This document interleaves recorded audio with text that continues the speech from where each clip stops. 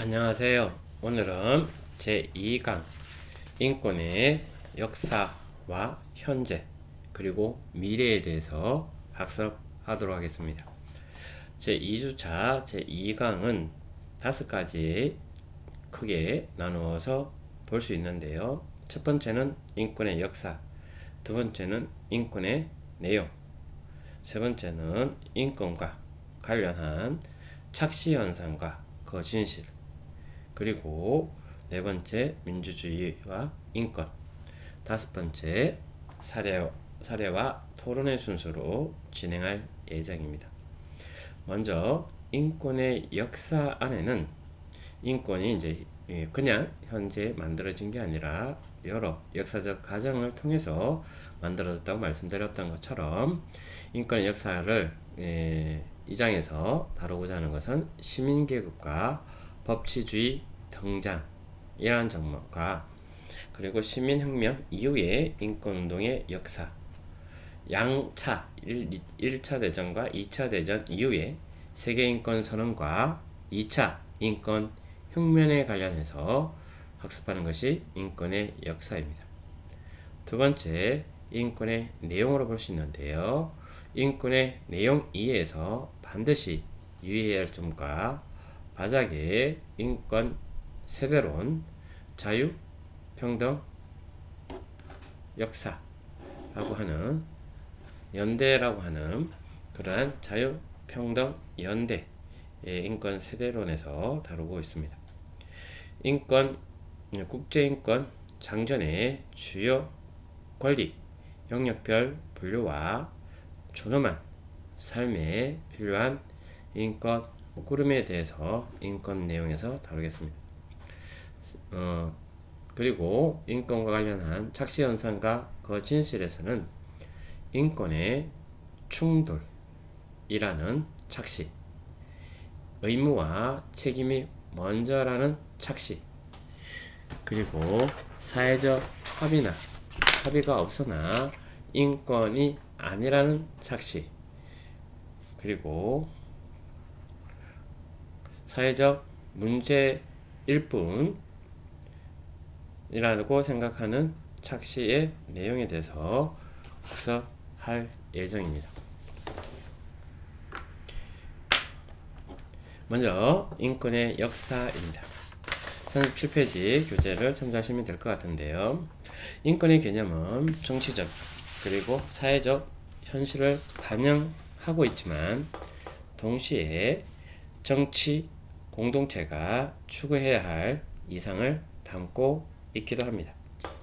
오늘날 모든 사회 구성원의 모든 인권을 완벽하게 충족해 주는 국가와 사회는 지구상에 존재하지 않습니다.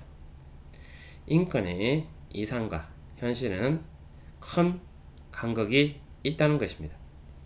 따라서 인권은 필연적으로 현실에 대하여 비판적이 되고 사회 변화를 이끌어가는 힘과 도구의 역할을 합니다. 역사적 관점에서 볼 때 인류는 태어나면서 부여받은 인권을 정치적, 사회적 투쟁을 통해 성취해 왔다는 것을 알 수 있습니다. 존엄성은 평가가 아니라 인정을 요구한다 라고 이야기합니다. 사람을 평가한다는 것은 존엄하지 않는 거죠. 근데 그 자체로서 인정하고 존중한다. 그것이 존엄하다 라는 입장으로서 존엄성은 평가가 아니라 인정을 요구한다 라고 이야기합니다. 인간이라면 누구나 태어나면서 당연하게 가지는 존엄성을 인정하고 이를 보장하는 것이 인권인 것입니다. 그러나 실제로 모든 사람이 당연하게 제도적으로 자신들의 인권을 보장받았다는 것은 아니었습니다.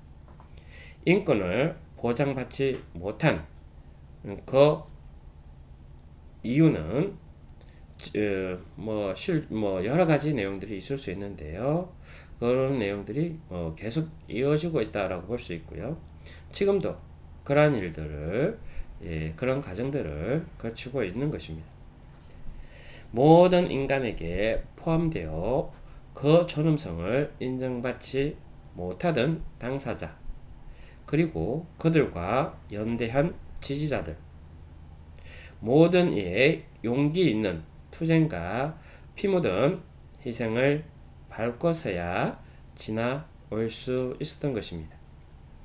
인권이라는 것이 당연하게 처음부터 그냥 주어지지 않았다는 것, 그리고 우리가 누리는 인권도 역사적 과정에서 이를 쟁취하기 위한 노력과 희생 위에서 주어진 것이라는 것과, 아직도 모든 사람의 존엄을 위하여 제도적으로 더 확보되어야 할 수많은 인권이 있고, 우리는 이에 대한 인권의 역사를 써 나갈 사명이 있는 것입니다. 인권의 역사를 왜 서구 중심으로 설명하는지에 대한 의문이 있을 수 있는데요. 여기에서도 서구에서의 인권 개념의 형성과 발전을 중심으로 살펴보게 되는 것이기도 하지만, 현재 보편적으로 받아들여지고 있는 인권의 가장 중요한 규범 문서인 세계 인권 선언문이 당시 세계적인, 그리고 세계적으로 주도권을 가졌던 서구 문화에서 상대적으로 더 많은 시작과 근거가 있기 때문이라고 볼 수 있겠습니다. 근대 이전에 봉건적 절대왕적, 그리고 인치주의, 사람에 의해서 다스리는 인치주의, 그리고 사람을 다스리는 인치주의입니다. 통치와 질서 유지, 수단의 법, 엄보와 동해 보복의 법이라고 되어 있는 이러한 법이 옛날에 근대 이전에 소위 인간고에 따라서 그러한 똑같은 해로 보복하는 법들이 있었던 게 근대 이전이죠. 눈에는 눈, 이에는 이 라는 내용들이 근대 이전의 인권의 법이었다라고 본다면, 근대 시민 혁명기를 통해서 권리 장정이 등장하게 되고, 입헌군주제와 법치주의, 즉 법에 의한 권리 보장의 시대가 열리게 된 것입니다. 의회 민주주의 원칙과 제도, 사회계약설의 대두 및 국민 주권과 헌법상의 기본권이 시민혁명기 이후에 도래되게 된 것입니다. 그로 인해서 현대사회로 변화되게 되었는데요. 현대사회의 가정에 흑인 노예 해방운동과 차트ist 운동, 산업혁명과 자본주의 발달, 열악한 노동자 인권, 바이마르 헌법, 사회권, 사회복지국가라고 볼 수 있는 복지국가의 헌법의 기틀을 만든 그 헌법의 내용으로 볼 수도 있습니다. 양차, 1차, 2차 대전을 양차라 그러죠. 양차 세계대전, 세계인권선언과 국제인권조약이 있습니다. 근대 이전, 근대 시민혁명기 사회, 현대사회로 이렇게 변화된 것입니다.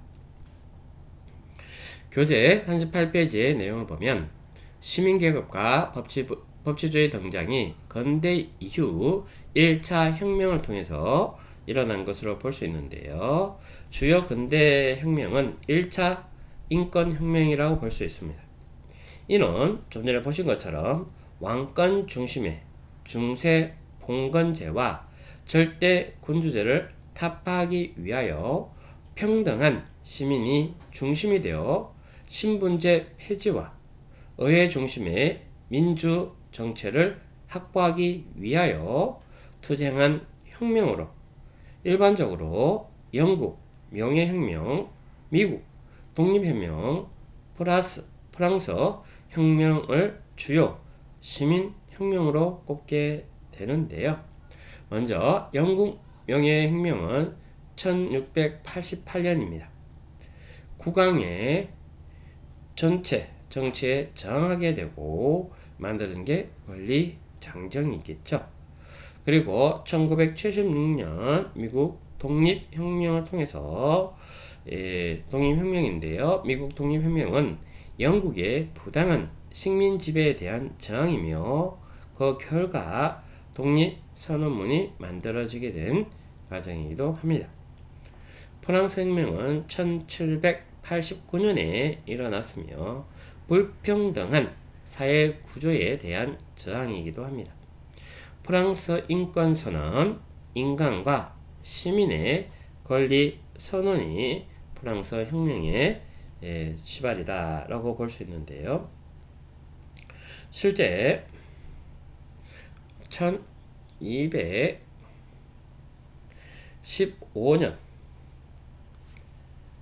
영국의 대헌장은 국왕을 중심으로 의회에 승인 없이 세금을 거둘 수 없고 법에 근거하지 않고는 체포 또는 감금할 수 없음을 문서로 명시되어 있습니다. 더 이상 왕권이 신권이 아니고 왕의 권력은 이 권리 장정에 의하여 통제받게 된 것인데요. 이후 1689년의 권리 장정에 이르는 일련의 과정을 통하여 부당한 국가 권력에 대한 저항권과 왕은 군림하되 통치하지 않는다는 입헌 군주제가 자리잡게 되었습니다. 이로써 신과의 관계 중심의 중세 사회가 무너지고 왕권은 통제받기 시작했던 것입니다. 처음에는 특정권적인 귀족의 권리를 보장하기 위하여 통제했으나 점차 의회에 의해 통제가 이루어지는 의회 민주주의가 싹트게 된 것인데요. 이는 사회 대항론, 인민 주권 원칙, 권력 분립의 원칙을 태동시키는 계기가 되기도 했습니다. 특히 존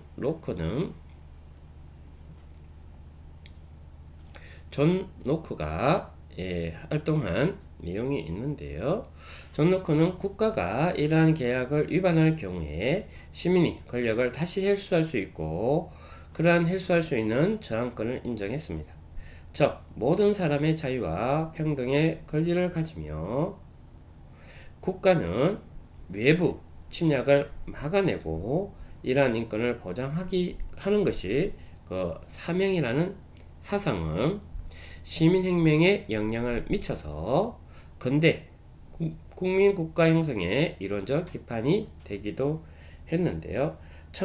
천부인권설도 시민혁명에 영향을 주었습니다. 다만 천부인권설은 중세 신중심의 사고가 지배하던 시기의 인권 역시 신이 부여준 것이라는 당위성을 주장하기 위한 것을 비판해 주는 내용이기도 했는데요. 하여튼 이러한 내용들이 근대의 국민 국가 형성 이론에 기반이 되었습니다. 미국 혁명은 봉건 체제에 대한 저항이 아닌 조지 3세 개인에 대한 저항으로 평가될 뿐만 아니라 그 결과물인 선언이 인민의 동의로 정부를 수립하는 데만 주목하고 인간의 권리 보장은 나가지 못했다는 한계가 있습니다. 프랑스 혁명은 근대 인권혁명의 전형을 인정되고 있는데요.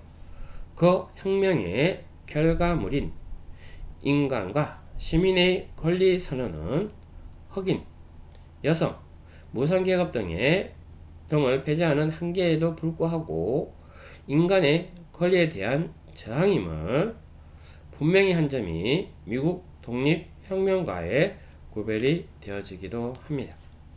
다음 두 번째, 이렇게 근대 이후에 1차 인권혁명이 있었고 이 이후에 시민혁명 이후 인권운동의 역사가 있습니다. 시민혁명의 결과물인 선언문에는 인간의 권리를 표방하였지만 이 인간의 모든 사람이 포함되지는 못했다라는 한계가 있는 것이죠. 재산, 성별, 나이에 따라 인권을 누릴 수 있는 인간인지 여부가 달라진 것입니다. 인간이 신이나 왕의 종속물로 취급되던 시대를 벗어난 의미는 있었으나 본래의 자유롭고 평등한 존재로서의 권리를 보장받지 못하는 상황에 이르게 된 것이죠. 프랑스 혁명의 산물인 인간과 시민의 권리에 대한 선언의 불효포기로 되어 있는데요. 이를 영어로 옮기면서 Right of Man 이라고 표현되어 있으나 불어에는 호메 역시 본래 남성의 의미하였는데 이 단어를 사람을 표현하는 일상적으로 사용한 탓에 이렇게 표현된 것입니다. 즉 당시에는 공적으로 사람이라는 의미를 사용하기에 있어서 여성을 배제한 호메, 맨을 사용했다라는 것을 알 수 있는데요. 뿐만 아니라 인간과 시민의 권리에서 시민은 세금을 낼 수 있는 능력을 가진 이들만이 일컬어지고 심지어 당시 프랑스의 이런 능력을 가진 인구는 전체 20%에도 못 미쳤다라고 합니다. 프랑스 인권선언의 이러한 한계는 다음에 설명하는 인권 역사를 이미 예견하고 있었던 것으로도 이해할 수 있는데요. 이러한 모순적인 사항을 타파하기 위하여 희생을 불사하는 투쟁들이 이어졌습니다. 프랑스 혁명 이후 이와 같이 모든 사람의 권리로서 인권을 향하던 주요 인권 운동사를 크게 참정권 획득, 인종차별, 철폐 등을 중심으로 살펴보면 다음과 같은데요. 먼저 참정권을 중심으로 살펴보면 그렇습니다. 미국의 독립혁명과 프랑스 대혁명 이후에도 일정 재산이 있는 남성에게만 선거권이 주어졌습니다. 프랑스의 경우 3위간의 일당에 해당하는 만큼 세금을 납부하는 남성들만을 능동적 시민이라고 인정하고 선거권을 부여한 것입니다. 미국의 경우에도 마찬가지로 일정 정도의 재산이 있는 남성들에게만 선거가 인정되고 19세기에 영국에서는 열악한 조건에 있는 노동자들이 현실을 개선하기 위하여 정치적 참여가 필요하다는 것을 알게 되었는데요. 인권 운동사의 중요한 부분이 노동권 보장인데요. 그러한 내용들이 이제 일기 시작한 것이죠. 이에 노동자들의 선거권 확보를 위한 운동이 일어났는데 이를 차티스트 운동이라고 합니다. 차티스트 운동에 대한 내용들은 교재 40페이지에 바코드가 있는데요. 이걸 통해서 보셔도 되고 아니면 실제 유튜브를 통해서 조회해서 소속해서 보시면 됩니다. 이러한 내용들을 이해하기 쉽게 하기 위해서는 차티스트 운동에 대해서 한번 영상을 보시는 것 또한 권장하고요. 실제 그러한 내용들이 필요하다라고도 보여줍니다. 한편 참정권과 관련하여 여성 운동의 역사 또한 지난한 투쟁을 거쳐서 이루어졌는데요. 1880년대부터 1910년대까지 영국 등 서구권에서 여성 참정권 운동이 있었습니다. 이걸 스포르제트 운동이라고 하는데요. 스포르제트 운동이라고 하는 이러한 여성 참정권 보장은 당시 여성 당사자들의 죽음을 불사한 투쟁을 통해서만 이루어졌습니다. 인권이 그대로 이루어진 게 아니라 이렇게 투쟁과 저항과 운동을 통해서 변화되고 발전되고 사회의 내용들을 수용했다라는 점을 알 수 있을 텐데요. 스트로데트 운동을 통해서 여성 참정권 보상은 여성들의 그런 투쟁의 결과물로 말하고 있습니다. 1983년 세계 최초로 뉴질랜드에서 여성 투표권이 인정되었고 미국에서는 1920년이 되었어야 여성 투표권이 만들어지게 된 것입니다.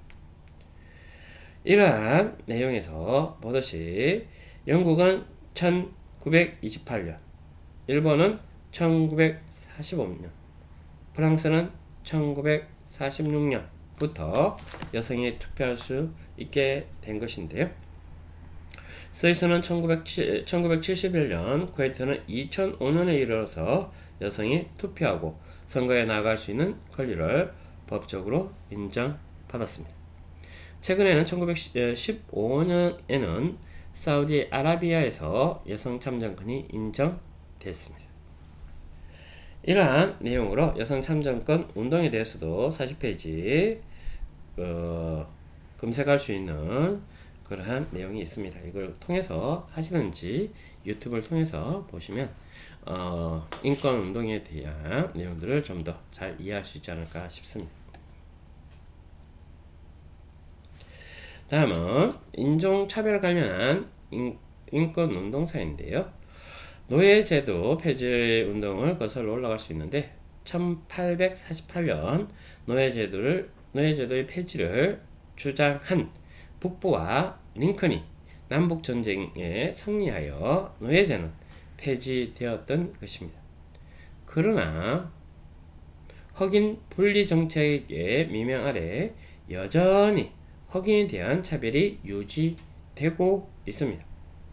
이런 흑백의 분리 정책에 의하여 학교와 식당, 버스 안에서 흑백인이 공간을 구별하여 분리하고 있는데요.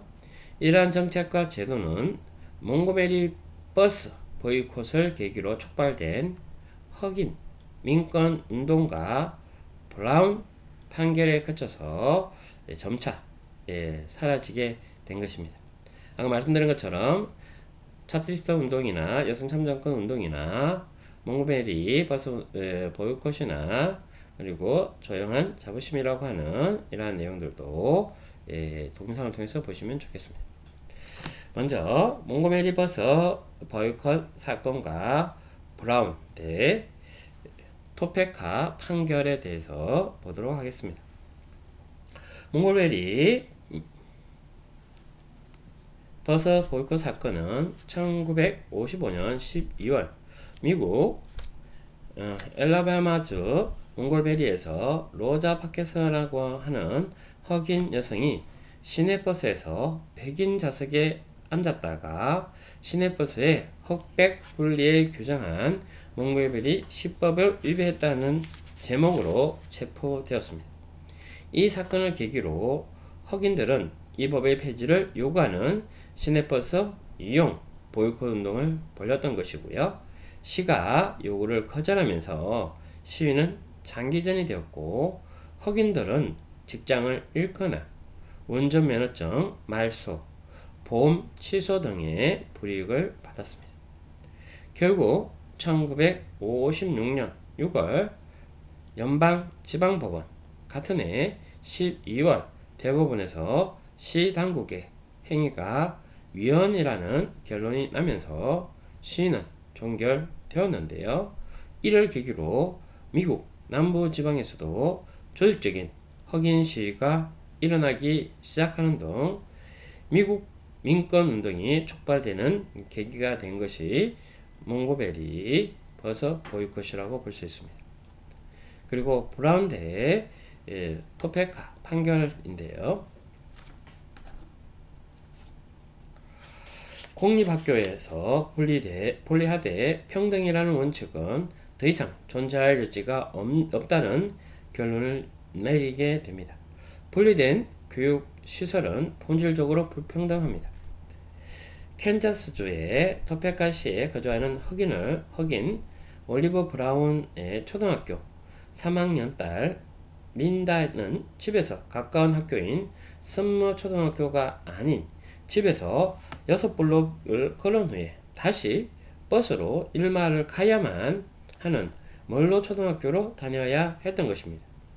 린다는 흑인이고 썸너 초등학교는 백인 전용 초등학교이기 때문에 브라운 같은 흑인 부모들은 함께 토페카 교육위원회를 대상으로 이 문제에 대한 소송을 제기한 것이고요. 1952년 미국 연방 대법원은 기존에 분리하되 평등하다라는 원칙, 피부색의 이유로 분리시켜 교육하더라도 제공시설이 동등하면 차별이 아니라는 이러한 분리하되 평등하다는 원칙을 폐기하고 피부색을 이유로 하여 학생들의 교육을 분리하거나 차별하는 것은 헌법에 어긋난다라고 판결했습니다. 세계인권 선언문의 전문은 인류, 가족, 모든 구성원은 타고난 존엄성과 평등하고도 양도할 수 없는 권리로 인정되어져야 하는 내용이기도 한 이러한 내용인데요. 권리를 인정하는 것이 전 세계의 자유와 정의와 평화의 기초이며 인권에 대한 무시와 경멸이 인류의 양심을 짓밟는 야만적 행위로 규칙되어 있으며 인류가 언론의 자유와 신념의 자유를 누리고 공포와 공핍으로부터 자유로운 세상은 보통 사람의 지고한 열망으로 천명되었고 인간의 폭정과 폭압에 대응하는 마지막 수단으로서 반란에 호소하도록 강요받지 않으려면 인권이 법에 의해 통치에 의해 보호되어야 함이 필수적이다 라고 세계인권 전문에 되어 있습니다. 즉 양차 대전이라고 하는 세계 1차 대전과 2차 대전 이후에 세계 인권 선언과 2차 인권 혁명이 일어났다라고 볼 수 있는데요. 인류는 두 번의 세계 대전이라고 하는 비극을 경험하게 되고 전쟁에 의한 무참한 파괴와 무차별적인 대량 학살은 가히 충격적이었는데요. 인류의 인권에 대한 인류 전체의 보편적 합의가 필요하다는 공감대가 형성되고 이를 바탕으로 1948년에 모든 사람들을 위한 보편적 인권의 개념을 담는 세계인권 선언을 만들게 된 것이었습니다. 당시 회원국들은 세계 인권 선언이 UN 시스템의 필수적 요소라고 하는데 합의하였으며 사회주의 국가와 남아프리카 8개국에 기권이 있기는 하였지만 세계인권 선언을 거부하는 국가는 없었고 이로써 세계인권 선언은 국제 간섭법의 한 부분으로 받아들여졌던 것입니다. 이후 세계인권 선언은 국제적으로 관련한 국제인권 조약 등을 통하여 그 구체적 실효성을 확보해 나가고 있고 국내적으로는 헌법의 그 대부분의 내용을 수용되어 있는 것입니다. 이러한 세계인권선언 이후부터 지금까지 진행되고 있는 인권의 진전을 제2차 인권혁명이라고 하고 조효재 교수는 전후 세계인권선언 이후에 이러한 2차 인권혁명은 반식민, 냉전과 그 종식, 지구화 등을 거치면서 1차 인권혁명과 다른 특징을 지닌다라고 이야기를 하고 있는데요. 지금 보이는 내용처럼 인권의 패러다임 변화를 이야기하고 있는 것입니다. 한국 사회에서 이를 민주화 이후의 인권 패러다임이라고 볼 수도 있는데요. 주로 1987년 6월 항쟁으로 기점을 삼고 이전에 국가 폭력 문제 중심의 인권 이슈에서 한 발 나아가 지금과 같은 모든 사람의 존엄을 위한 삶의 질 확보, 차별에 대한 사회적 인식 확산, 사회권 보장을 통한 실질적 자유보장을 원하는 이슈를 본격적으로 가지고 나왔다라고 볼 수 있는데요. 그게 8가지로 이렇게 이야기하고 있습니다. 인권의 토대는 자연법에 근거한 내용에서 권리는 인간의 창조물로 인간이 직접 디자인한다. 자연적인 부여되는 인권의 개념에서 인간이 활동하고 또한 어떤 역할을 하냐에 따라서 권리도 그에 따라서 확대된다라고 이야기하는 인권의 토대가 형성됐던 내용으로 볼 수 있겠습니다. 두 번째, 평등주의의 강조인데요. 소유와 자유의 강조입니다. 그러한 소유와 자유가 마음대로 확대되거나 이루어질 수 있다라는 내용만 있었다면 그러한 내용들이 평등의 내용에 부합되지 않는 경우들이 있더라. 그래서 조건의 평등, 불평등한 사회 구조에서 구조에 대한 내용을 주목하고 물질의 분배 또한 평등의 내용으로 가지고 오게 되었습니다. 세 번째, 인권의 패러다임인데요. 탄압 패러다임에서 웰빙 패러다임으로 불평등에 대한 정치적 개입, 복지국가라고 하는 내용에서 인권 패러다임을 가져서 모두가 잘 사는 세상, 사회라고 하는 웰빙 패러다임을 가져오게 되었습니다. 네 번째, 인권의 의미인데요. 고전적 자유주의, 그리고 자유주의적 사회주의에 바탕을 둔 휴머니즘. 그냥 고전적 자유주의에서 휴머니즘으로 이제 인권의 이념이 변화되고 확대되었다라고 얘기하는 거죠. 다음은 인권보호 의무의 주체입니다. 국가에서 각종 국가가 아닌 비국가 행위자들, 특히 기업들까지도 포함하는 내용으로 확대되어 가고 있는 내용으로 볼 수 있고요. 여섯 번째, 개인주의적 인권 태조입니다. 개인의 문제에서 집단의 권리가 중요해지고 이는 연대권 제3세대 인권이라고 볼 수도 있습니다. 인권의 국제적 확산의 내용은 시민권적인 권리, 한 국가의 시민권에서 모든 인간의 권리로 확대되어 가는 내용인데요. 이러한 인권의 국제적 확산이 있었습니다. 다음, 보편주의 비판인데요. 보편적이지 않는 보편 인권에 대한 비판을 말합니다. 예를 들면 서구 남성 중심주의에서 그리고 자본주의 그리고 기독교에서 보편적이지 않는 보편 인권에 대한 내용들이 비판되는 내용들이 이슈로 대두되게 되고 이런 내용을 8가지로 인권의 패러다임을 설명하고 있습니다. 여기가 좀 전에 봤던 인권의 역사, 인권의 발달사로 이해하시면 좋겠습니다. 두 번째, 인권의 내용 이해인데요. 먼저 인권 내용 이해에서 반드시 유의해야 될 점들이 있습니다. 사람들은 인권의 내용에 대해서 손에 잡히는 구체적인 설명을 해주기를 원하는 경우가 많고 또한 많은 인권 교재가 인권의 목록, 분류, 영역 등을 정리해 제시하고 있습니다.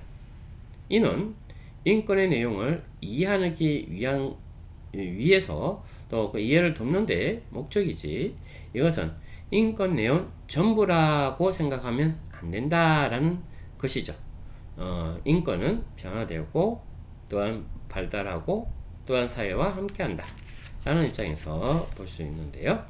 두 번째, 인권의 내용은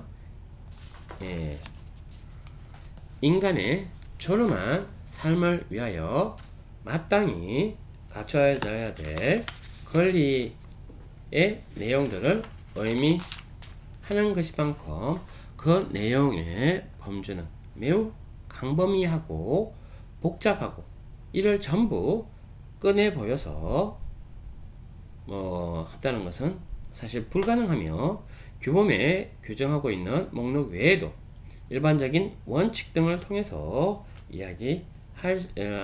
이야기되어지고 또 인권 내용이 도출할 수 있는 경우가 많다라는 것이죠. 그리고 인권의 내용에 대해 쉬운 이해를 돕고자 제시하는 것임에도 인권 특성인 불가분성과 상호 오전성에 기반하여 설명하거나 이해하지 않게 될 경우 오히려 반인권적인 이해를 낳는다는 점에서 각별히 유의해야 한다. 각자가 바라보고 말하는 관점이 서로 다를 수 있기 때문에 역지사지의 입장 아니면 또 다른 사람의 입장에서 어떻게 생각하는지 주는 자의 입장, 받는 자의 입장 또한 서로의 입장이 다르다는 거죠. 사회복지사와 클라이언트의 입장에 따라서 서로 다를 수 있기 때문에 한쪽 입장만 고려할 것이 아니라 함께 불가분성과 상호전성을 고려해서 봐야 된다 라는 것으로 이해하면 좋겠습니다. 그렇다면 국제인권장정은 왜 인권의 내용을 나누어 규정하고 있느냐라는 것인데요. 인권 내용들이 본래 하나이며 이를 따로 분리해서는 안 된다라고 하는 인권 불가분성이 인권의 속성이고 두 규약에 공유할 수 있는 같은 내용을 서문에서도 인권의 상호 불가분성과 상호 오전성이 강조되어 있을 정도로 왜 굳이 시민적, 정치적 권리 규약, 규약과 자유규약이라고 볼 수 있는데요. 비규약하고 경제적, 사회적, 문화적 권리 규약, A규약, 사회권 규약이라고 이야기합니다. 로 나누어져 있는 것입니다. 이는 인권이 유엔을 통하여 국제법으로 성문화되는 과정에 법적인 사고가 주도적이었던 결과이기도 합니다. 또한 당초 세계 인권선언에 망라되어 있던 인권의 내용들을 좀 더 구체화된 규범으로 정립하던 막바지 1960년대 냉전시대에 정치적 영향을 받았다는 것을 알 수 있는데요. 미국은 시민적, 정치적 권리를 강조하고 소련은 경제적 권리를 강조하면서 시민적, 정치적 권리 규약, B규약이 자유권 규약이 되고 경제, 사회, 문화적 권리 규약은 A규약, 사회 규약으로 나누어지게 된 것입니다. 두 규약을 나누어 정립하게 된 것은 이념과 정치적 이유 때문에 그런 것이지 인권과 관련하여 본질적인 철학에 기반한 구분은 아니었다라는 점으로 알 수 있을 것 같습니다.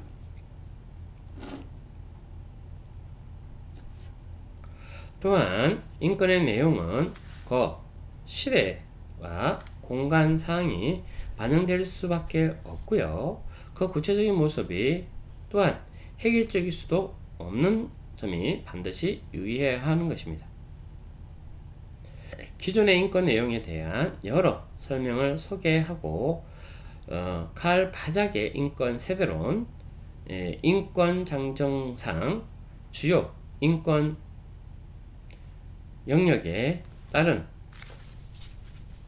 인권의 내용과 인권의 목록을 살펴본 후에 존엄한 삶을 위하여 보장되어야 할 권리로서의 인권 내용을 이해할 수 있는 유의미한 방법은 무엇인지 제시하여 인권의 가치와 내용을 이해하는 데 도움이 될 것이라 생각합니다. 바작의 인권 세대로는 카롤 바작의 인권 세대로는 크게 세 가지입니다. 1세대 자유권, 2세대 사회권, 3세대 연대권으로 인류의 희생과 투쟁의 결과 사회제도 안에서 받아지는 규범으로 확인된 권리들이 각각 1세대, 2세대, 3세대 인권으로 구별할 수 있고, 이러한 역사적 발달의 단계에 따라서 인권의 확장과 발전의 추이를 설명하고 있는 것입니다. 첫 번째 나오는 세대. 첫째, 세대, 제너레이션이라는 개념을 사용함으로써 자유권과 사회권, 연대권에 라는 인권이 연대적으로 순차적으로 형성되는 것처럼 사실관계를 오해하게 하는데요. 그러나 모든 1세대, 2세대, 3세대 있잖아요. 세대라고 하는 세대의 인권의 핵심적 내용은 이미 18세기 혁명기 권리문서, 미국의 독립선언문, 프랑스의 인권선언문 등에서 찾아볼 수 있는 것입니다. 대표적인 사회권으로 소개되는 노동권과 관련하여 국제노동기구인 ILO가 이미 1919년에 성립될 정도로 결코 사회권이 반드시 자유권에 뒤따라 형성된 것은 아니다라는 것입니다. 둘째, 자칫 이러한 3단계 인권론의 인권 발전사는 논리적으로, 본질적으로 자유권, 사회권, 연대권 순서를 밟는다는 것은 당연하고 옳다라고 하는 오해를 불러일으킬 수 있습니다. 이러한 인권의 불가분성이 라는 인간의 본질의 속성에 망각하게 되어 결국 인권에 반하는 이해를 가질 수 있는데요. 신자유주의 물결에 의해서 자유 우선의 논리로 악용되어 자유 만능 그리고 우월주의로 변절되기도 하는 자유 개념이 인권적 정당성의 문턱을 넘기까지의 여러 가지 내용들이 있다라는 점으로 봐주시면 좋겠습니다. 다음 46페이지에 인권의 세대 구별과 인권 영역 및 인권 목록이라고 하는 부분이 나옵니다. 칼 바작의 인권론은 우리가 주목해야 할 것은 3세대 인권인 연대권이라고 하는 게 발전권, 평화권, 환경권으로 이야기되기도 하는데요. 이러한 내용을 강조하고 있다는 것입니다. 특히 1세대 인권이라고 하는 자유, 2세대 인권이라고 하는 평등, 역시 연대권에 의해서 그 보장과 실현이 실질적이고도 지속 가능하다는 점에서 더 그러하기도 합니다. 현재 인류 사회가 마주한 시급한 인권의 문제들, 기후변화와 인권, 지속적인 테러와 인종차별적 폭력, 인권에 위협하는 국제개발 등의 문제는 개발국가의 인권 보장의 몫으로 남겨져 놓을 수 없는 문제들인데요. 즉, 이러한 지구적으로 발생하는 구조적 인권 침해 문제에 대응하기에는 기존 인권 개념은 한계가 있는 것입니다. 발전권, 평화권에 별도로 선언하지 않은 환경권을 포함한 3세대 인권인 연대권, 집단권은 인권 침해적 문제에 대해서 구조적 인식을 확장시켜 인권 실현을 위한 근본 조건에 다가가고 있다는 점에서 의미가 큽니다.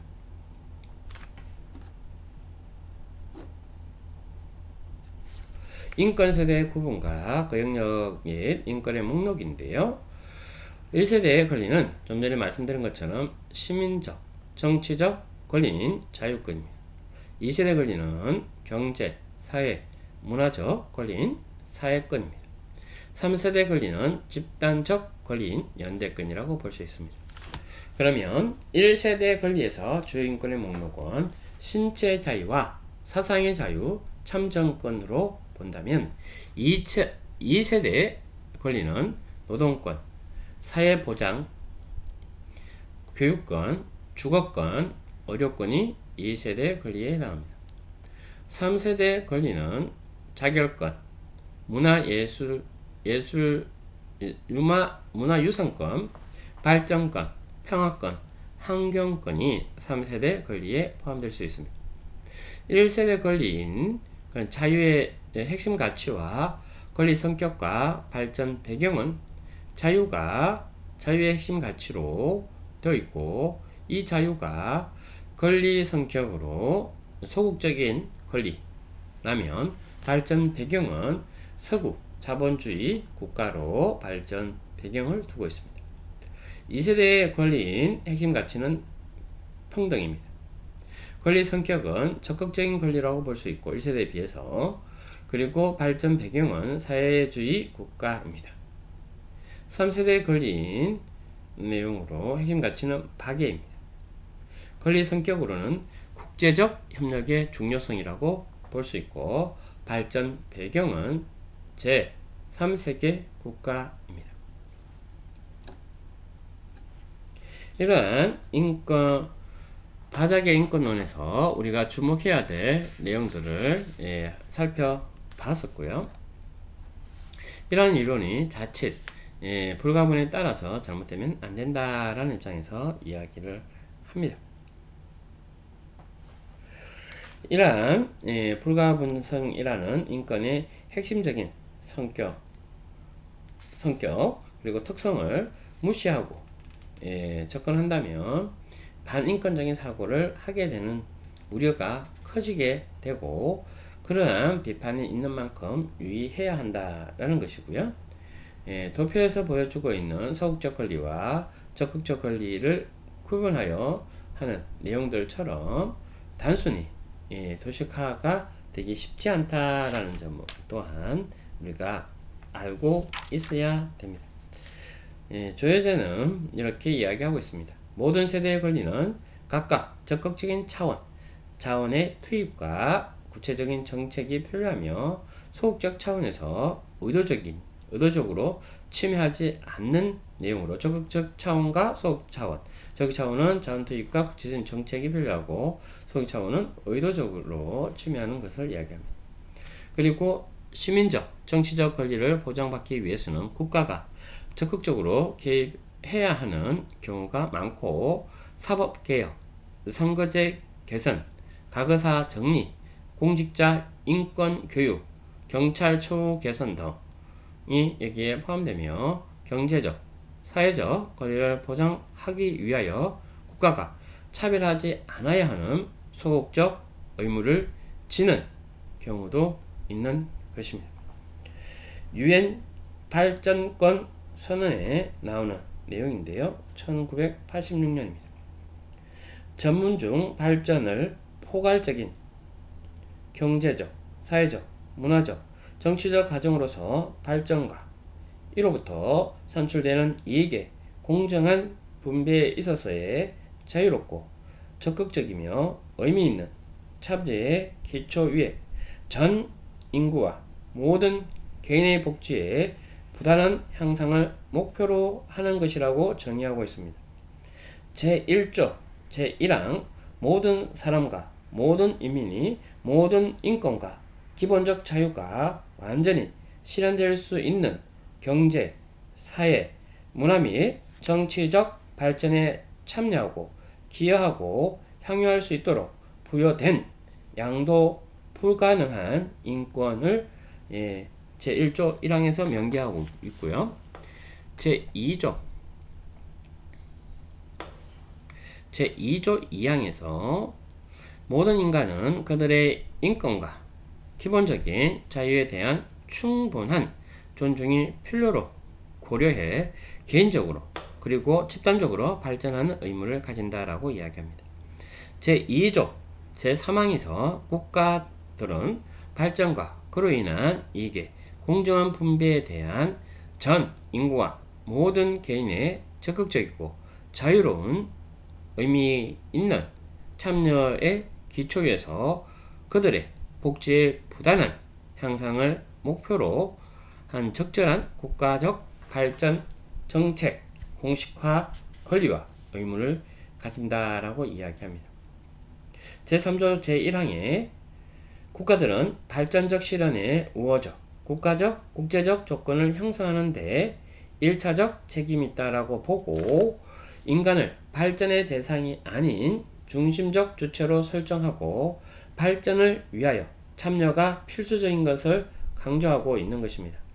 이러한 발전을 위하여 국가는 사회 부정의와 불공정한 국제 질서 개선하고 모든 인권의 실현이 가능한 발전의 조건을 조성할 것을 요구하고 있는 것입니다. 유엔 평화권 선언에서 제1조 모든 사람은 모든 인권이 정진, 보호되고 발전이 충분히 실현되는 평화를 향유할 수 있는 권리를 말하고 있습니다.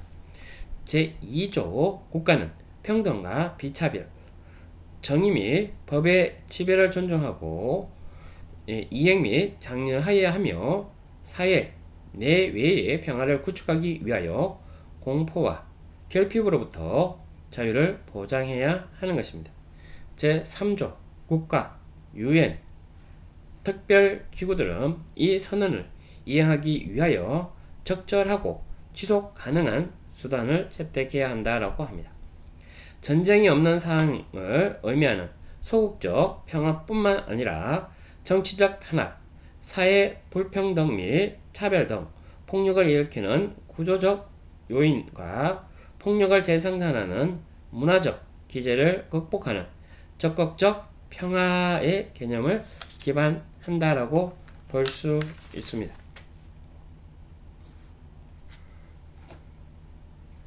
이러한 내용들이 있고요. 다음 48페이지 국제인권장령의 주요 권리 영역별로 분류하면 크게 5가지로 나누어지는데요. 경제적 권리, 사회적 권리, 문화적 권리, 그리고 시민권적 권리, 정치적 권리로 나누어집니다. 대체로 인권을 보장하는 권리가 주요하게 어떤 것인지 기초적인 숙지에 도움이 될 수 있는 것으로 제시하고 있는 것인데요. 예를 들어서 사회권적인 권리의 분류에서 세 번째 나와 있는 건강권이 그 대표적인 내용이라고 볼 수 있는데요. 육체적, 정신적 건강을 위하여 앞에 경제적 권리로 분류되고 있는 첫 번째 나오는 적절한 생활 수준과 생활 수준을 획득하고 유지할 권리가 확보되어야 할 뿐만 아니라 건강시설 접근권과 사람들과의 교류를 위한 이동의 자유가 보장되어야 한다라고 이야기하는 것입니다. 이렇게 인권의 내용은 끊임없이 연결되어 있다라고 보니 굳이 영역별 분류가 필요한지 혹은 그 구분이 자의적인 것은 아닌지 의문이 들 수도 있는데요. 요컨대 이는 인권의 불가분성과 상호의존성 및 상호연계성의 특성으로 인해 인권이 본래 구분 지어질 수 없기 때문에 오는 혼란이기도 합니다. 따라서 이러한 분류를 정답 지향으로 받아들여서는 안 된다는 것이고 오히려 인간의 존엄한 삶을 위하여 사회적으로 어떠한 제도들이 필요한지 이것을 구체화하여 요구하고 보장받기 위해서는 어떤 권리들로 주장할 수 있는지 참고 자료로 생각하면 되는 것입니다. 이러한 분류 앞에서의 인권들이 어떻게 연결되는지 생각하면서 그 분류들을 이해하고 스스로 보완해 본다면 인권에 대한 이해가 한층 풍부해질 수 있습니다.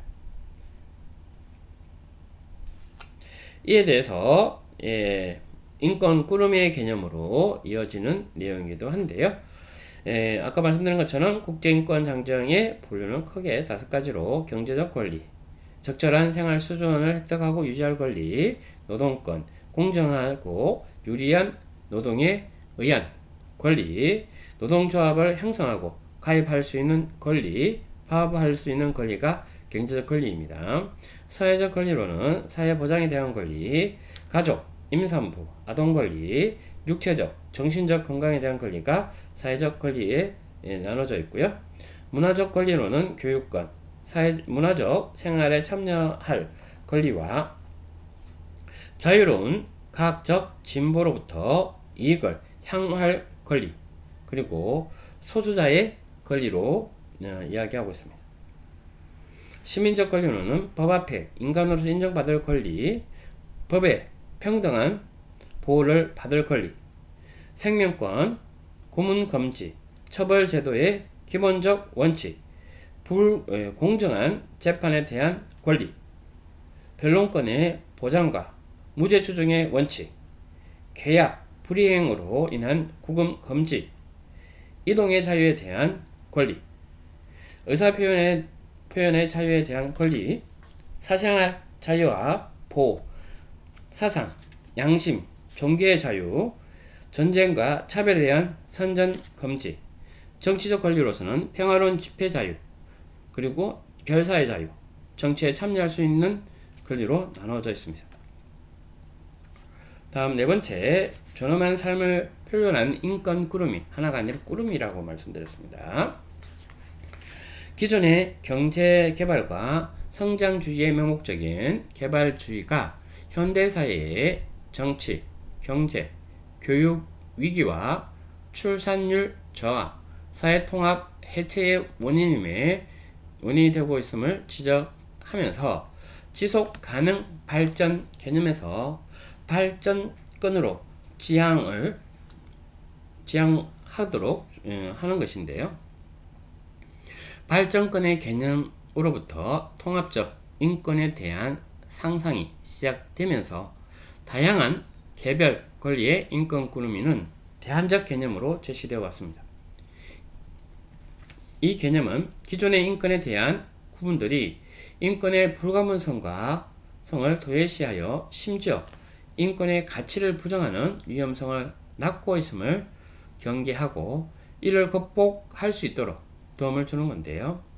기본 욕구를 충족하고 공중보건과 영원한 의료를 통해서 건강하게 오래 살 수 있도록 해주는 권리 꾸러미, 권력과 고정관념에 부당한 간섭 없이 자신의 재능과 생각과 정체성을 키우고 꽃피울 수 있게 해주는 권리 꾸러미, 전쟁, 내전, 범죄, 그리고 인종차별, 계급차별, 성차별, 동성애 혐오, 외국인 혐오와 관련하여 구조적 폭력이 없이 살아갈 수 있도록 해주는 권리 꾸러미가 있어야 한다라고 보는 것입니다.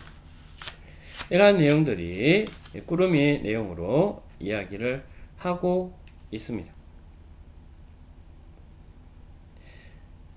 실질적으로 우리가 생각하고 또한 우리 현실에서 바라보는 내용들처럼 그러한 내용들이 새로운 발전권에 필요한 내용이다 라고 볼 수 있는 내용들인데요.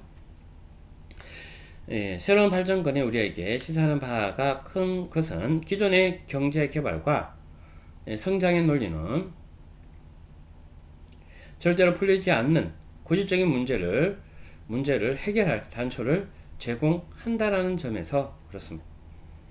생활고의 비관적인 가족들의 극단적 선택, 탈북민들의 아사, 심각한 노인 빈곤 문제를 보면 더 알 수 있을 텐데요. 사람들이 굴욕감 없이 자신을 표현할 수 있는 발언권과 여성주의 시각으로 문화와 환경을 지킬 권리와 필요한 다면적 욕구를 패키지로 제공받을 수 있는 권리를 보장해 주어야 하는 것입니다.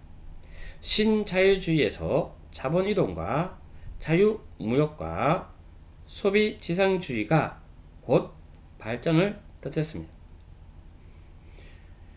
그것이 어떻게 귀결되었는지 또한 21세기형 발전권을 통해서 다시 이해할 수 있을 거라고 생각하고요. 개별적 인권 능력이 아니라 통합적으로 보장되어야 하는 인권 꾸름에 대한 이해는 마사 느슨범의 핵심적 역량과 세계 인권선언의 내용을 비교표 2-4를 통해서 더 구체적으로 상상할 수 있을 것입니다. 즉 인간이 존엄한 삶을 영위하기 위해 필요한 핵심적인 역량에 대한 권리가 보장되어야만 하는데 이는 개별적인 것이 아니라 통합적으로 보장되어야 하는 것으로 볼 수 있는 것입니다. 51페이지 역량이론과 세계인권선언인데요. 실제 핵심 역량으로 10가지를 제시하고 있습니다. 생명, 신체적 건강, 신체적 보존, 지각, 상상력, 사고, 감정, 삶에 대한 비판적 성찰, 결손 욕구, 인간 외 존재, 유희, 자기의 사항에 대한 통찰력이라고 해서 10가지 핵심적 역량이 있고요. 그 핵심적 역량에 따른 핵심적 역량 내용이 있습니다. 다만 그 근간이 되는 것은 세계인권 선언이겠죠. 세계인권 선언 제3조에서 이야기하는 생명권을 근간으로 해서 핵심적 역량을 생명이라고 하고 정상적인 생애 주기 동안 생존하고 생존할 가치가 없을 정도로 열악한 조건에 놓이지 않도록 해야 한다라는 것이고요. 세계인권 선언서 제25조 건강과 안위에 적합할 정도의 생활 수준을 누릴 권리, 이게 이제 신체적 건강이라고 해서 제 생산권을 포함한 건강, 적절한 영양, 적절한 주거가 신체적 건강의 건강과 안위라는 입장에서 볼 수 있습니다. 그리고 3조, 4조, 5조, 13조에서 가정폭력, 성적 충족, 재생산권의 개념이 없었는데요. 신체 보존이라고 해서 이동의 자유, 폭력으로부터 자유, 성적 욕구의 충족, 재생산 선택권이 신체 보존입니다. 그리고 지각 상상력 사고에서는 제18조, 26조, 27조에서 나오고 있는 사상, 양심, 종교의 자유, 교육받을 권리, 문화활동에 참여할 권리가 그것들인데요.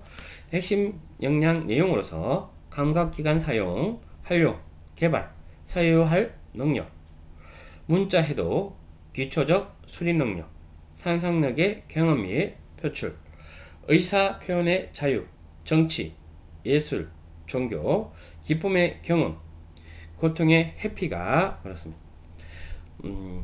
감정, 타인의 관계 형성, 그리고 사랑, 보살핌, 희노애락 표현, 감정 발달에 대한 억압 없애기가 감정의 내용으로 본다면 세계인권 선언에서는 12조 프라이버시 권리, 16조 결혼의 권리라고 이야기하기도 합니다. 18조 사상, 양심, 종교의 자유에서 삶에 대한 비판적 성찰이라고 해서 선악의 개념, 자기 삶의 계획, 양심과 종교입니다. 1조 형제의 정신, 18조 사상과 양심의 자유, 제19조 의사표현의 자유, 제28조 19조가 있고요. 제28조 평화로운 집회와 결사, 제29조 공동체에 대한 의무, 타인의 권리 존중에 있고, 이건 결속의 욕구라고 이야기하는데요. 하위 개념으로 타인의 교류나 존중으로 이야기한다면 타인의 교류는 사회적 상호작용, 정의와 교우, 사회적 결속을 가능하도록 하는 제도, 결사의 자유, 의사표현이 타인의 교류입니다.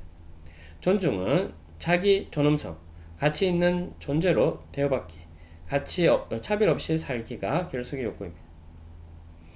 제28조 권리를 실현하는 것이 가능한 사회체계에서 살 권리, 함축적으로만 표현된 세계인권 선언에 부족한 내용으로 인간 외 존재인데요. 동식물, 자연과 더불어 살아가기가 그렇습니다. 제24조 휴식과 오락의 권리로 유희라고 이야기하는데요. 웃음, 그리고 놀이, 그리고 여가입니다. 그리고 마지막 자기 사항에 대한 통찰 요구로서 정치적 그리고 물질적인 내용들이 있습니다. 인권 감수성은 구조적 인권 침해에 대한 문해력이다. 인권 감수성을 어떻게 눈치채고 아는지, 그리고 그러한 내용들이 나보다 약자인 사람들의 인권을 침해하는 행동이 되지 않도록 하는 것이 중요하다라는 것인데요. 인권 침해를 일회성이나 아니면 우연성이나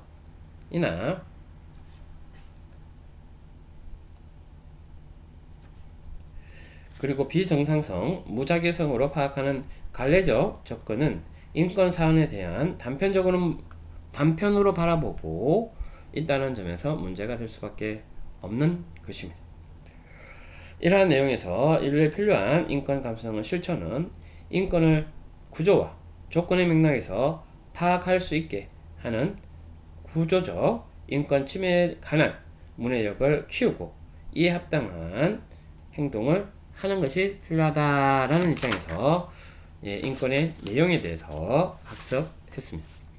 세 번째, 인권과 관련한 착시 현상과 진실인데요. 먼저 인권의 충돌에 대한 내용입니다. A 지역에 있었던 차량기지 분진과 소음, 지역 분할의 문제로 민원이 끊기지 않자 국가는 1월 인권 B 지역을 이전할 계획을 발표했습니다. B 지역 주민들은 자신들의 건강권 등을 위협할 수 있음을 주장하며 계획 추진함에 반대하고 2차적으로 이전 불가피한 분진과 소음 등을 최소화할 수 있도록 국내외 사례를 참조한 지하화 등의 대안을 마련할 것을 요구했습니다. 그러나 국가는 비용상의 문제로 불가능하다라는 입장이었는데요.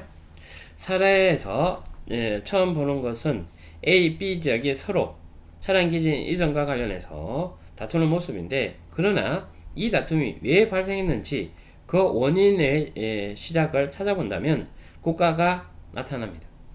차량기지 관리에 대한 책임은 제대로 하지 못하여 A 지역 시민이 인권을 침해하는 결과를 낳은 것이 국가이기 때문에 그런 거죠.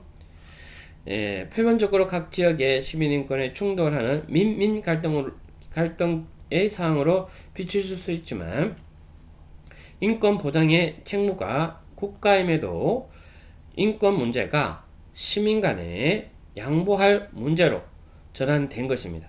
다시 말하지만 인권은 양보해야 하거나 할 수 있는 문제가 아니며 국가는 그 모든 인권을 보장해야 될 책임자입니다. 또한 경제적 비용을 이유로 인권을 뒤로 미루는 것은 인권 보장 책임자로서 국가의 존재 이유를 몰각한 것입니다.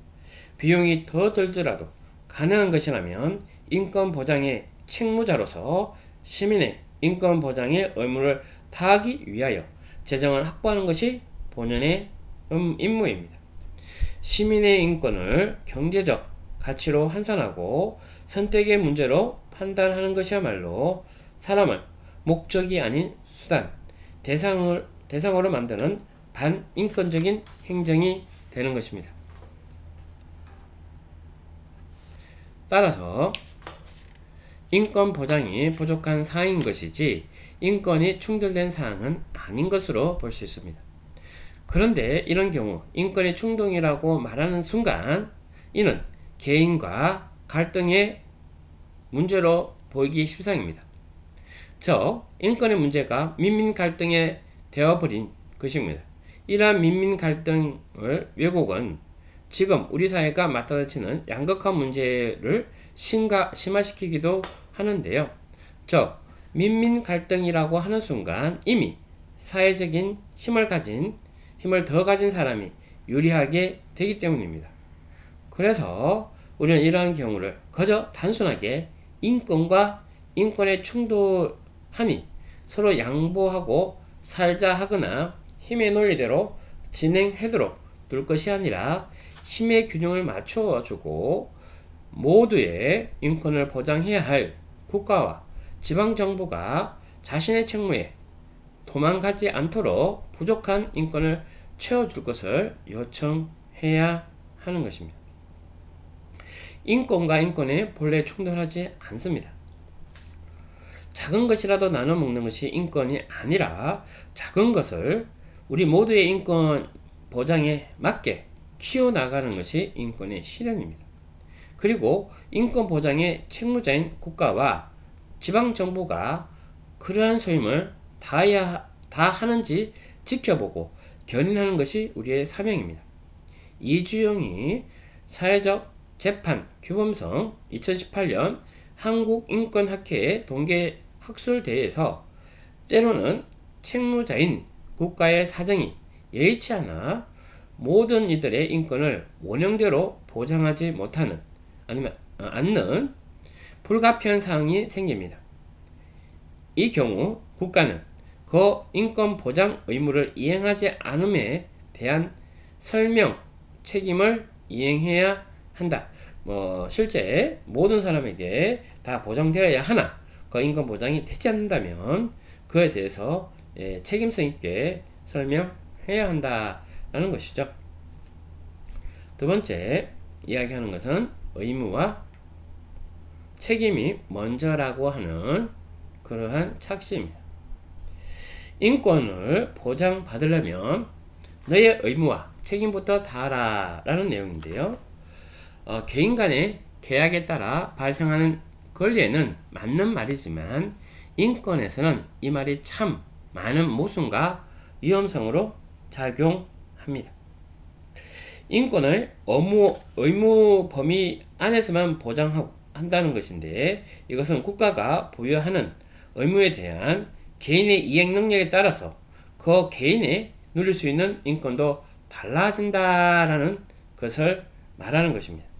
이렇게 되면 결국 모든 사람은 존엄한 삶을 보장받기 위한 의무 능력을 가지기 위해서 각자 도생에 무한 경쟁적 삶을 살아야 하고 능력이 없어지면 주어진 의무를 다할 수 없고 의무를 다하지 못하면 보장받을 인권도 없거나 능력만큼만 보장받는다라고 하는 거죠.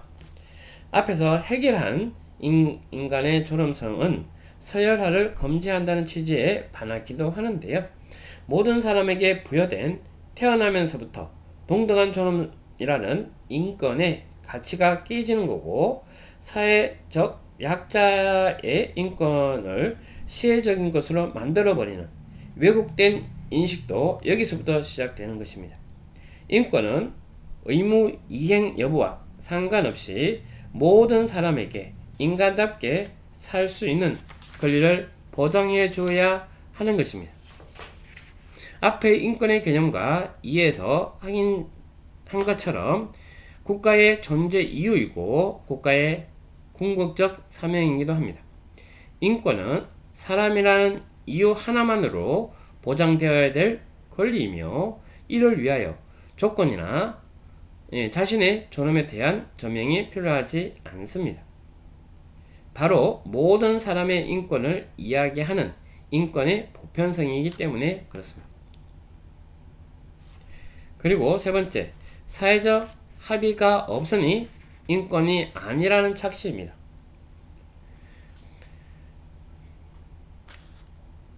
민감한 인권 문제는 사회적 합의를 기다릴 수 없습니다.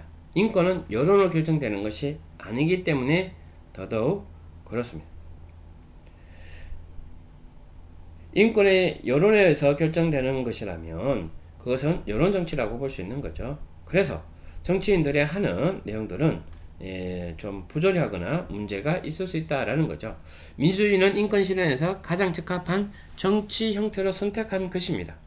단 사회적 합의는 인권의 가치를 주류하기 위한 방법일 뿐인 것이지 전체는 아니라는 것입니다. 인권에 대한 인식 개선과 설득은 국가의 사명인 것입니다.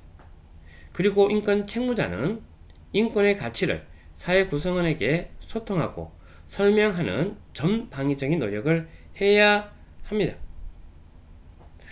인권을 보장받지 못하는 이들의 투쟁의 상물이라는 입장에서 인권의 역사를 보장받듯이 본래 인정되고 보장되어야 될 인권인데 그렇지 못한 현실로 인해서 투쟁과 희생에 내몰리는 사회적 소수자, 그리고 약자, 지금의 인권의 역사도 존재하고, 이러한 내용들이 사회적 합의라는 내용으로 이제 점철된다면 더 크게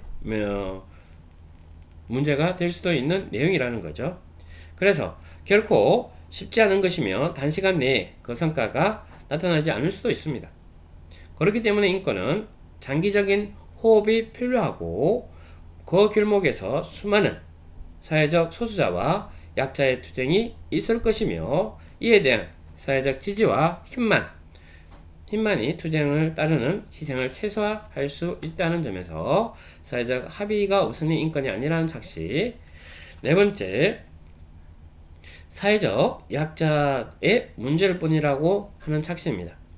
인간은 누구든 삶의 궁극에 취약한 존재입니다. 이로부터 인간을 보호해 줄 수 있는 것은 인간 자신입니다.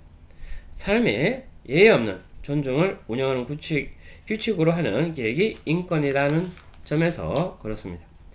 인권은 왜 맨날 사회적 약자의 인권만 이야기하냐? 라고 볼 수도 있는데요.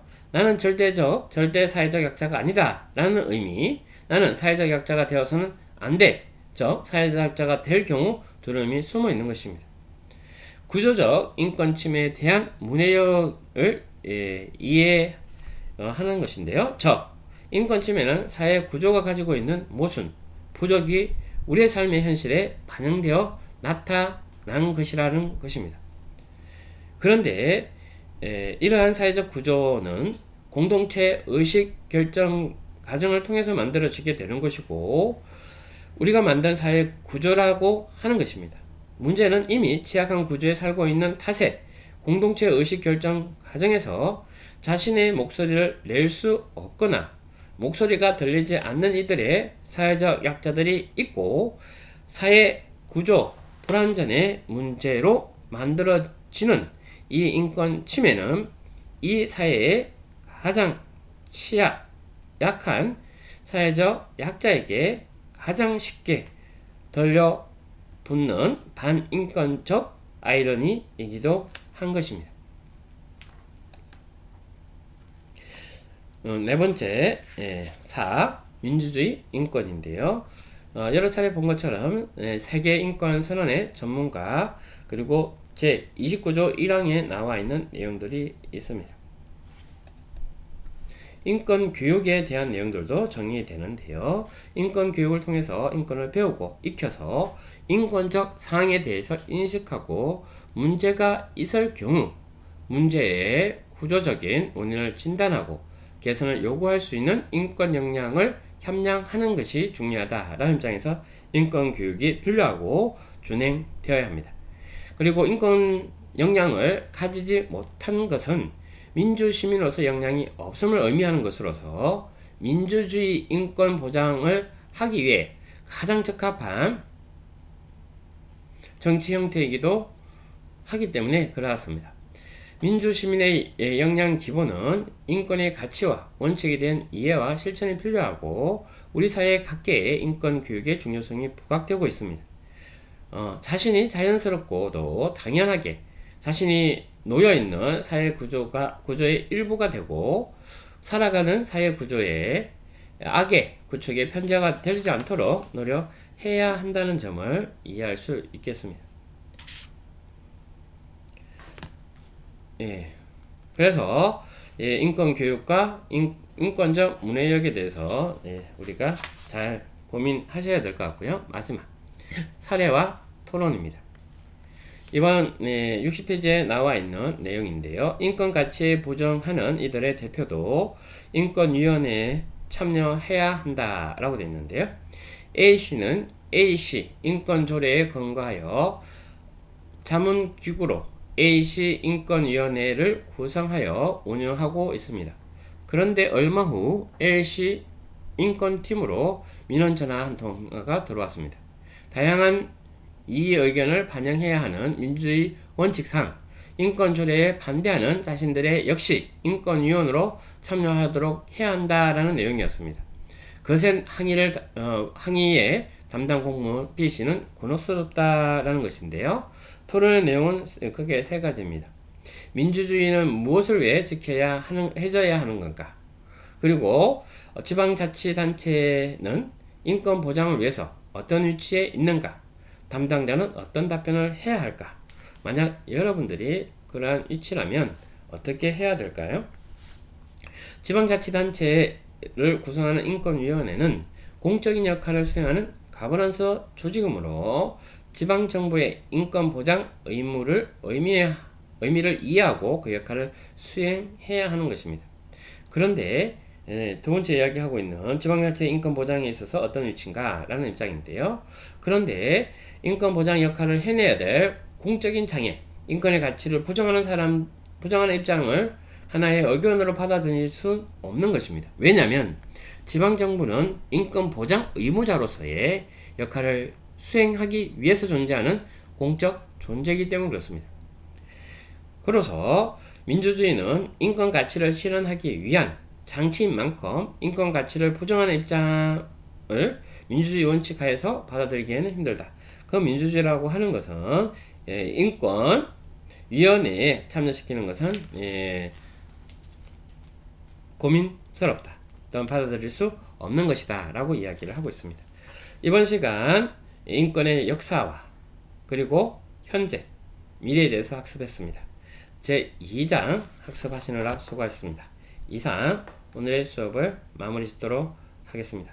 수고하셨습니다. 감사합니다.